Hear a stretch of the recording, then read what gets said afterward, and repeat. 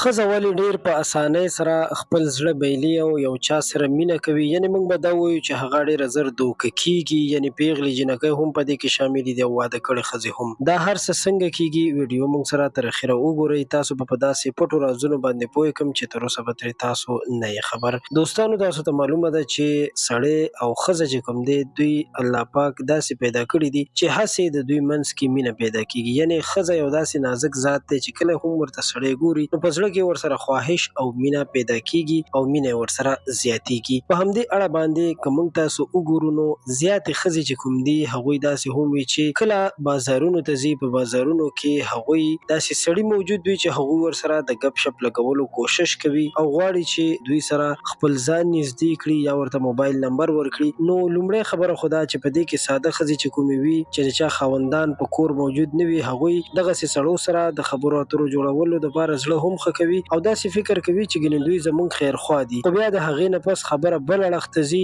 نو کومې ښځې چې هم بازار کې په خندا خوشحالۍ سره سودا کوي، دوکاندار ته خاندي راخاندي، نو دغسې ښځې یوه نه یوه ورځ ډېر لوی مشکل ښکار کېدلی شي او د بدکارۍ اړخ ته تللی شي. دویم دا چې ښځه په دې طریقه باندې هم ډېره زر دوکه کېږي چې هغه په خپلو خپلوانو کې چې کوم رشته دار دي نامحرم چې په هغې کې د تره زوی، د ماما زوی دا ټول پکې شامل دي، په دغه کسانو باندې اعتبار کوي. یعنې د ترور زوی سره د ماما زوی سره ګپ شپ لګول دا یو ډېر خطرناک عمل دی، ځکه چې پردی سړی هېڅکله هم د یو چا کور ته نشي ورتلی چې د یو چا خور لور سره ګپ ولګوي، بلکې همدغه نامحرم خپلوان وي چې د خپلو خپلوانو په کورونو ورننوځي، ګپې شپې لګوي او یاري دوستي ورسره جوړوي. نو بیا خبره داسې اړخ ته ځي چې انتهایي ډېر لوی فساد په کور کې پیدا شي. نو تاسو هم دا فکر او خیال کوئ چې هېڅکله هم داسې خلک چې هغه ستاسو د کور دننه راننوځي، ستاسو ښځو سره ګپ شپ لګوي، په هغوی باندې نظر وساتئ، نو بیا به ستاسو کور او ستاسو زنانه ښځې به